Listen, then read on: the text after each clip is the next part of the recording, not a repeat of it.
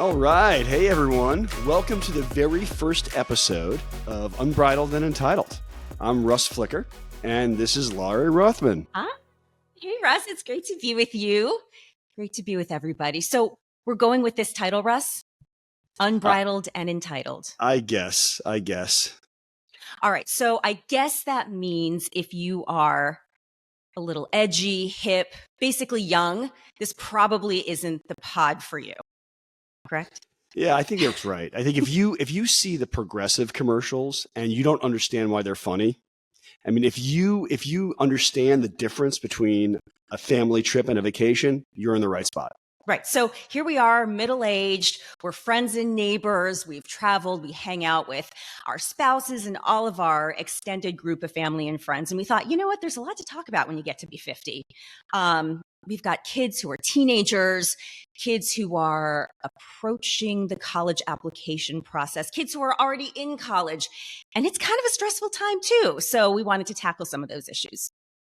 You're totally right. I mean, I was thinking recently, I have a high school senior, and between the essays, the exams, the recommendations, all the dates they have to hit, I have to think to myself, why is this bad thing happening to me? Like, what are we doing wrong? It's so stressful for us, the parents. Forget about the kids. They've got it under control, but really it's driving us crazy. So 100%. We have an awesome guest this hour. We have Caroline Nicasio, who is a social worker and a family therapist, and she's going to impart some wisdom on how we can do a better job and maybe help our kids like us a little more, perhaps. Priorities, mostly about us. And also, I'm wondering if there's a copay just for having her on this podcast, but hopefully not. I mean, this is going to be great. I need the help. We also had some thoughts on some of the pop culture items going on out there. Lots to talk about. You know, we sit around at dinners and lunches and just hanging out, and we have a lot of opinions on things. And so we thought we'd kind of rap about those as well. Totally. And as you get older, what's one of the things you need? You need all of these vaccines. Have you had any of these vaccines? I mean, there's so many vaccines out there now. Well, that's kind of I've been very overwhelmed by that, right? So I went to the Rite Aid, literally a laundry list of vaccines to choose from. You've got COVID, obviously the latest booster, along with the flu, but there's also RSV, pneumonia, shingles if you're 50 or over. I got my first shingles vaccine, painful. It was really rough, but it was like, I was again very overwhelmed because I was thinking, like, can you get all 5 or 6 or whatever vaccines at one time? That seems like a little much. And I don't know. I mean, it's not like you can ask your doctor for medical advice. I mean, I know it sounds ridiculous, but actually I did get the best advice, Russ, from, of all people, my esthetician, who said, if you don't get anything else, get the shingles vaccine because you don't want, it's so painful. It's awful. It's brutal. You don't want the scarring. So that was it for me. That's all I needed to hear. The other things I can handle a cold. You kind of want COVID, right? Because it's a little bit of a break. Flu's kind of a drag. RSVP, right? Thinking about things I haven't responded to, but RSV, very young, very old. But yeah, COVID sounds good these days with these teenage kids that we were talking about. I think COVID sounds good because then you can RSVP no. There you go. So I get it. I can understand why those are together. No, are that's you vaccinated? Crazy. I am fully vaxxed. So you've done all 5 of these. I've done all of your major vaccines. In fact, when I got there to CVS and I told them my age, they unscrolled a list of how many vaccines I should have. And I was actually traveling to a man's hunting trip, and I channeled, my wife was like, you should get these vaccines. I had stopped at CVS for like a Diet Coke or something. And they'll tell you, they'll give you, you can have 4 at the same time. We'll give you 2 in each arm, whatever. And then, of course, I blamed my wife for how badly I felt 24 hours later. So let me get this straight. So you went on a guy's trip. Before you got there, you stopped at the drugstore, got 5 vaccines. You felt a little under the weather as a result of the vaccines. But here you are, many months later, you have not had a life-threatening illness. And it's Lisa's fault? Just so I know, the lack of shingles now is her. She did that for me. The fact that I don't have shingles, I should be thanking her. Marriage. Got it. I love it. Got it. I love it. All right. Sorry you had to forfeit the guy's trip. So speaking of vaccines, it's the fall, right? Football as well. It's vaccine season. It's football season. I know you had some thoughts on Coach Prime, Russ. Totally. Coach Prime is the kind of guy who does not need a shingles vaccine. In fact, I think shingles needs a Coach Prime vaccine. I don't care what RFK Jr. says. I think you get it. Coach Prime is so cool.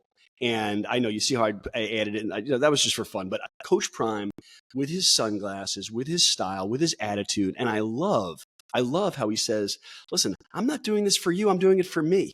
I love everything about Coach Prime. So it's interesting, right? Coming after the hit series Ted Lasso, this just kind of comes to mind. You have these coaches that are like life-changing for these kids, and it's really just about a culture and influence of goodness and wholesomeness. And I mean, it's kind of nice to see. I remember watching him play baseball and football back when I was a kid, and I thought he was kind of a hot shot. So to see him sort of have this transition and now be so influential on kids is sort of wild, right? But do you think that the Ted Lasso and sort of like where our culture is now is influencing his own Coach Prime's motivation to call himself Prime?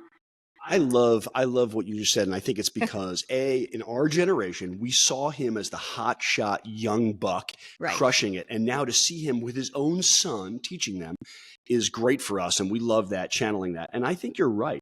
The Ted Lasso piece, talk about youth sports.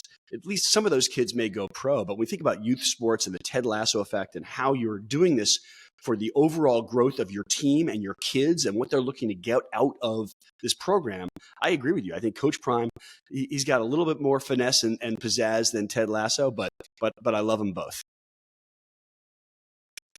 It's just adorable. So,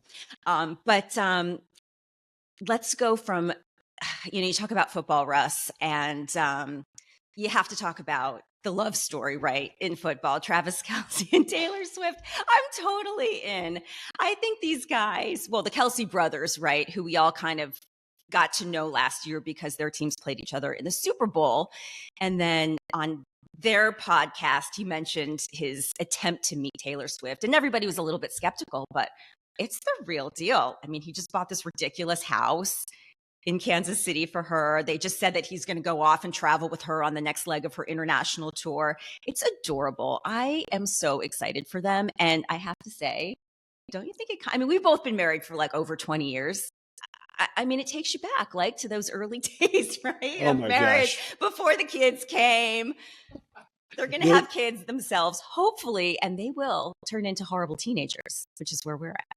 Oh my gosh, there's a lot to unpack there. I agree as usual. I will say that this is like an old movie. There's no romance in football. I don't know. I mean, I don't want to be a curmudgeon, but I'm surprised by that.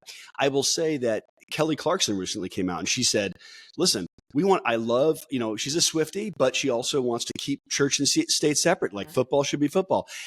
Look, it's great for them. And you're right. I guess after 22 years, I barely remember what that's like. And therefore that's why I'm throwing shade at these two young, successful people. Good for them. Good for them. You hit the nail on the head. They're successful. They're aspirational. They're both successful in their own careers. They're both charismatic and they're both really, really smart. It's cool. Like I got two teenage girls and I'm fine with them watching this and getting some ideas. So look, you're totally right. And I don't mind if my kids are enjoying that. But since my daughter can't sing and my son can't play football, I am certainly hoping they're focused on their math homework. You said it. So let's get to the overriding theme of our show here today. And that is just talking about the parent older teen relationship as you navigate the college process. And we're totally honored, psyched, thrilled to invite and welcome Caroline Nicasio. Caroline is a licensed clinical social worker, 15 years experience working with young kids, adolescents, adults, and their families. She's out of Columbia University. She's the best experience, though, right there under her own roof. She's in the trenches with us, also mom to teenagers. Caroline, great to have you with us. Thank you, Lori. So let's start with the big picture question, Caroline. How do I get my kids to stop hating me? I mean, how do I stop nagging them to get on the ball, to get that resume built up so that they have the best chance to get into the college of their choice? Well, first of all, I think it's really, really important to understand. And I think parents want the best thing for their kid. Obviously, that's why we're so anxious. That's why we're so on top of them.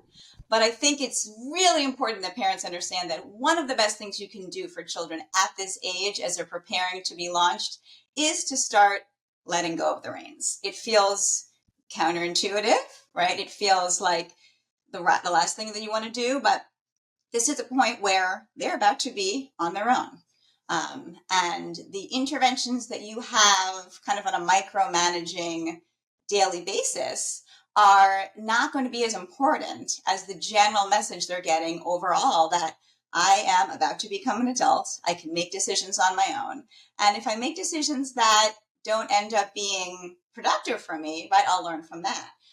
We're actually seeing, one of the things we're seeing, I mean, we're going to talk about this a little bit later, but one of the reasons why we're seeing such a rise in depression and anxiety amongst actually college age students, one of the theories is that children are so kind of overparented this generation, you know, and particularly exactly at the time when we're supposed to be letting go, you know, these late adolescent years is when people are doubling down on parenting, right? It's such a fine line, though, right, to walk as a parent, because, for example, you see something so small as a detail on a deadline for an application, and then you see your kid choosing to socialize instead of just getting that application done and out, right? So how do you not nag? Because to your point, yeah, you want them to fly free and be independent, and you don't want to be that dreaded helicopter parent. But there are some things that you kind of need to like nudge them along with, right? Absolutely. I mean, listen, we're all in the same boat. You know, as you know, Laura, I have a junior who's about to start this process, and I'm feeling the same way that all parents are. You know, I have all this information and I know the right thing to do, but when it comes down to it, I find myself doing the same thing, you know, wanting to check in, wanting to micromanage him even more, wanting to be on top of him. I think that, you know, almost more practically, it can be helpful. And I actually started doing this with Eli. So whenever you have a very large task ahead of you, right? So we have a large task ahead of us, which is, well, here I am saying we, right? It's actually them. Right, right. They're applying to college. These kids have a large task in front of them, which is that they have to figure out where they want to go. Then they have to figure out how to get in. Then they have to wrap their head around the fact that they may or may not get in right where they want to get in. So there's a lot going on. You talked about earlier this moral hazard, which is, you know, we have that in my house. If you take care of something for someone, if you back them up every time, ultimately, by definition, they're not going to be as worried about it. If you make sure your kid gets up and you're their extra alarm clock, ultimately, whose fault is it if they don't, you know, if they sleep through their alarm clock when you're not there? But it is very, very tough to see things that you view as very important. Hey, this is too important to allow you to fail here. And so it's a huge challenge. It's a you know, and it is stressful. It is stressful, and it is stressful for the parents, I think, and maybe as much so as for the kids. And maybe more so, you know, and every parent is different and every child is different. And I do think that there's obviously a connection there. So I think if you know, tend to have a child who is perhaps less stressed about the process, that might make you more stressed, you know, as you feel like you kind of have to be stressed for them. Oh, I'm sorry. I didn't mean to interrupt you, Caroline. But the other thing I wanted to talk about with you guys is the chatter, right?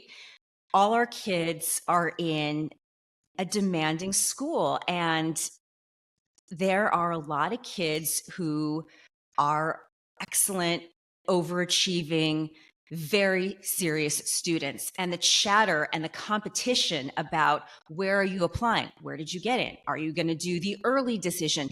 Can be really overwhelming. And what's your advice, Caroline, for helping our children sort of navigate that chatter, that competition, that feeling of, oh gosh, I'm not nearly as smart or talented or deserving enough to go to a great school? Great question. This is obviously something that is not unique to our kids, but I do think that this generation is experiencing it to a greater degree because of social media. So all of the pressure of school, getting into college, you know, comparing yourself to other kids, that's a normal part of growing up. That's always been around. It used to be that, you kind of had that pressure from 8 to 3, and then you went home and it was done. So now in this new environment where everyone is posting, where they got to college right away or where they want to go, or, their social life, whatever it is, it's nonstop, it's 24/7.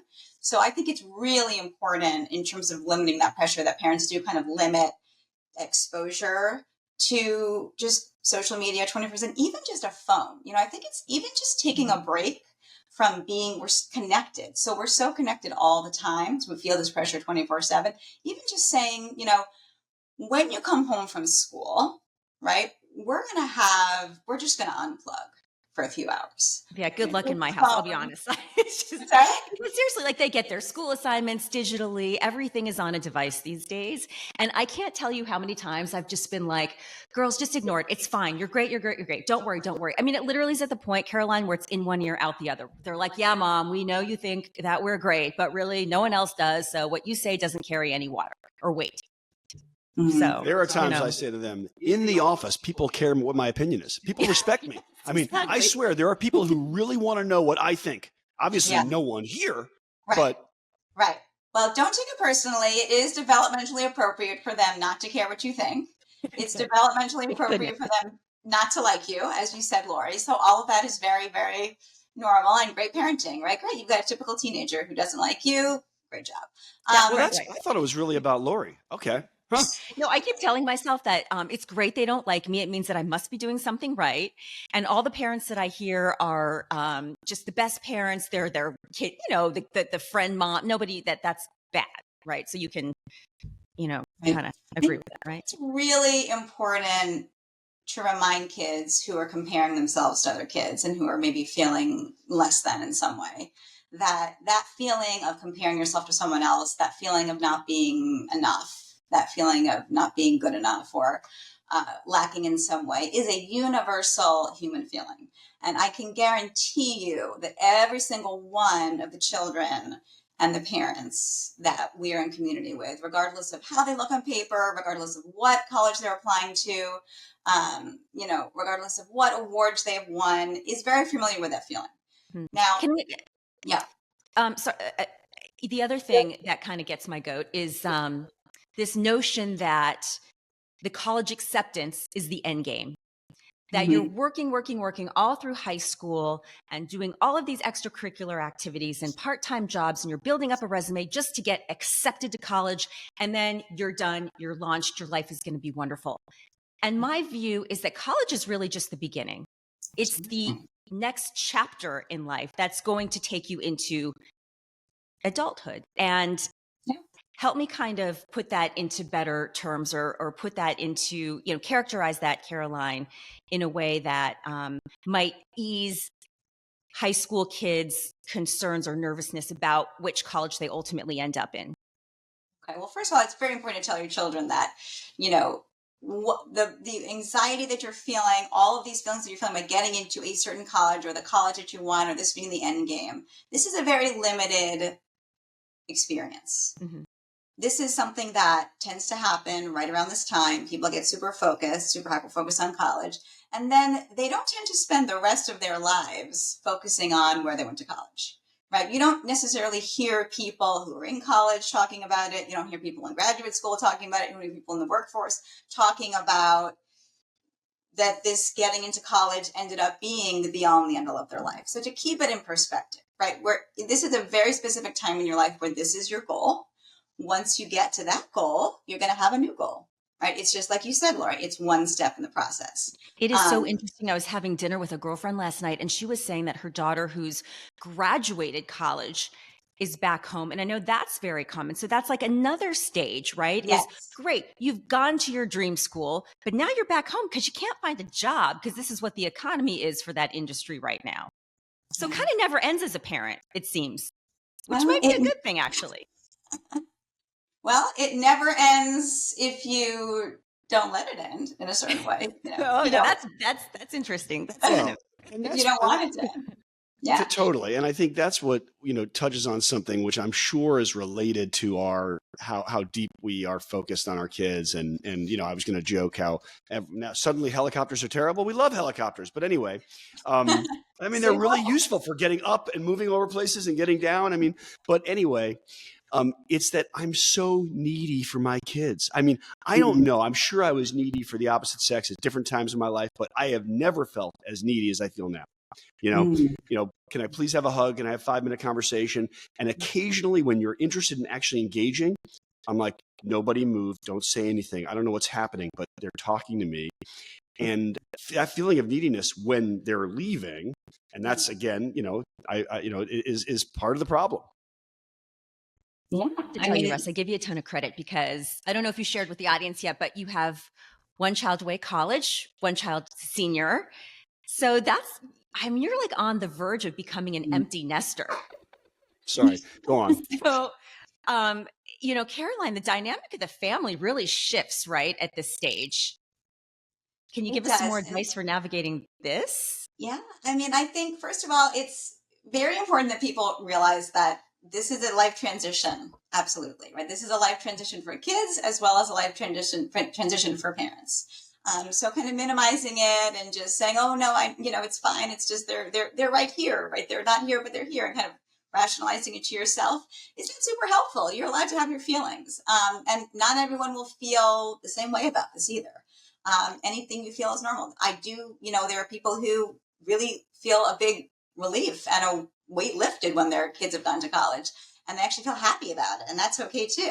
There are people that feel sad. There's people that feel, like Russ is describing, that kind of longing. And it's okay. And I think it's to acknowledge that to your kids. You can say that to them. You can say, I'm feeling a little bit sad right now. It's okay for them to know that you have emotional experiences. I think it's better them into being nicer to us. Does that work? I would say, children in adolescence are very egocentric. That's not the same thing as, being an egomaniac or a narcissist, but they are developmentally really concerned with themselves and their own thoughts and feelings. That's appropriate. As they get a little bit older, into late adolescence, into early adulthood, they should be able to have more empathy for someone else's experience. So I think it's okay to say to your, 18-year-old, 19-year-old, 20-year-old, gosh, wow, it's not the same as you being here. I miss you. And, I'm so happy for you, but this is a little bit hard for me. I think it's better to express that and to be aware of your own feelings than to not express them, not be aware of them, and then act it out in ways towards your children, like over involving yourself or making decisions for them that are not your place. Sometimes when we don't process our emotions and really allow them to come out, they will come out in other ways that can be less healthy for everyone involved. So, Caroline, let me ask you a question. You've gotten to know Lori and I a little bit. You've heard a little bit about our experiences and our kids. And what I'm wondering now is, with that information, you're the expert. You've got all these great credentials, all this experience. Which school should my son go to? I remember when I was deciding among schools, I think I was deciding between two schools, and I went to visit both of them. And at one of the schools, the person who gave me a tour looked like, vaguely resembled a high school bully I had. So I went to the other school. That's all it took. You never know, right? For getting back to actually the choice and the process of deciding where you're going to go to college. I mean, it could be something as silly as someone scared you, and so you ran the other way. And it's like, I remember, when we were looking at camps, right? It felt like every single camp is the same. How do we decide which camp? And we decided we wanted our kids to go to Maine, and we got up there and we didn't realize that every single camp in Maine was 45 minutes away from each other. So we ended up sending them to the first camp that we looked at because we didn't want to drive anymore, and it ended up being fine. Okay, all right, so give us some parting wisdom, Caroline. I'm going to say everyone's going to be fine. But really, really and truly, I think that the best thing you can do for yourself and for your children and for your family at this time is to know your triggers Okay. Know when things come up that might send you into a behavior that you're not necessarily proud of, right? Or that you don't necessarily want to be doing, such as, doing things for them that you don't want to be doing. And when kind of do the opposite of how you feel. If you feel like you want to do more, just try doing less. So this is like a Seinfeld George Costanza thing. Whatever Russ thinks he should do the opposite. Do the opposite. Okay. And it's not exactly, not just Russ, but for all of us. Like when we want the best for our children, when we feel this is a time when we're supposed to be starting to let them go. When we feel like we want someone is leaving us, our first instinct is to latch on even more. So notice that in yourself, and know that it's not necessarily a thing that you can do that's going to help them and help you through this. It's more of a general kind of embracing, right, of a transition and understanding that the little things that you do day to day are not probably going to make a big impact in their life and how it turns out. You have not as much control as you think you do, right? So we spend a lot of our time, I could talk a little bit about the difference between stress and anxiety. A little bit of stress is good. We need stress. Stress motivates us. Stress becomes anxiety when instead of motivating us, it gets in our way. So notice when your stress is turning into more of anxiety. And notice when you're focusing on things that you can't actually control. For example, what college will my child get into? I see kids all the time, studying for tests, studying for SATs, and they really believe that they can control the outcome of these events. You can't control the outcome of any of these events. You could study for 5 hours and you could still get a poor grade. You could not study at all and you could end up getting an A. So what can you control? So right? Studying doesn't matter and do the opposite. Right. Studying doesn't matter and do the opposite. I got it. Caroline, you've been I'm jotting down notes. I'm jotting down notes. But back off, Russ. Yeah. Caroline, thank you for spending some time with us. Great to be here. And thank you for this great advice and your outlook and your impressions, because it was really settling and it was really, really great to hear. And I'm going to try and back off a little and let them really figure it out. I think I like that. I'm going to put it to use and I'm not going to care when they tell me that I don't know what I'm talking about and to back off. You're reinforcing that. That's normal. We should be doing. What's the worst that can happen? Wrap your head around that, be okay with it. It's already happened. You don't know what goes on in here when you ask that question. I mean, there are some bad things that could happen, but I hear you. Thank you again. Caroline Nicasio, child and family therapist out of Columbia and a parent to teenagers applying for college as well, just like us. Have a great day. Hopes and prayers are with you. Thank you. What were your takeaways? What are your two takeaways from what we learned? She's fantastic. And she is so calm, cool, and collected. I really wanted to say, so Caroline, how are you really? Like nothing rattles you when your 3 children give you the business? But no, she's a professional. And the best advice was not to helicopter, right? To sort of put it out there, the advice out there, but then let the kids take it from there. It's their lives. Once they're 15, 16, 17 years old, juniors, seniors in high school, it's really their decision. It's really their future. And we've done our job, right? We've set the stage all of these years. And to make ourselves crazy about it because we know what's right for us. One of the questions I did not get a chance to ask her is sort of this modern day, this notion of, gosh, I don't think you're going to get into as good a college as maybe your parents did, because it is now so much more competitive. There's so many more kids applying to college. How do you come to terms with that for your kid? But I think really just letting the kid figure it out, embrace what he or she or they want to do should just make you happy. You should be happy as a parent because your kid's happy. And if your kid's not happy, you just support and not judge. What were your takeaways? All that makes sense. I think most of my takeaways, I can't let my kids watch this podcast because it's the opposite of what I do. I mean, it's sort of like no helicopter, leave them alone, spend a half hour a week giving them like updates and advice. Hold on right there. You don't think your kids would be where they are if it weren't for you? Is that what you're saying?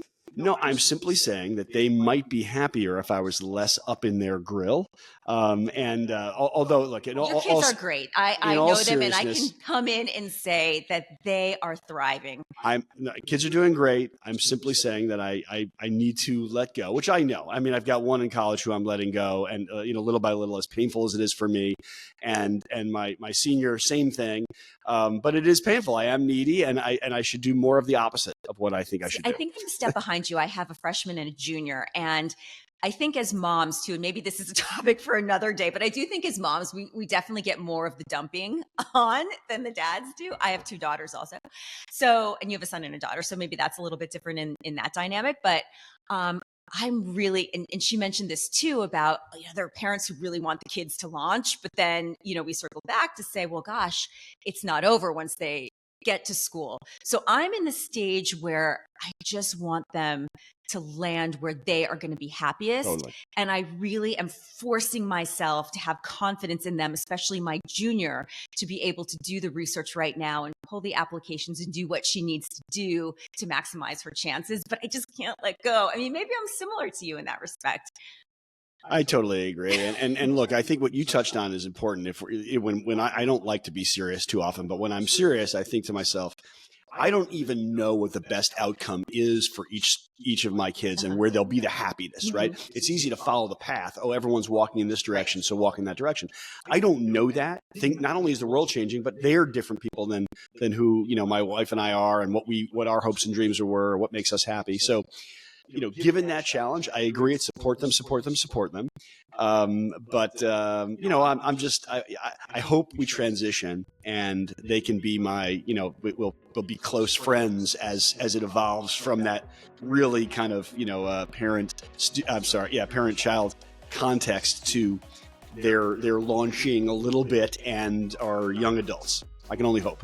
So thank you, everyone, for joining us on our inaugural episode of Unbridled and Entitled. We'll see you next time.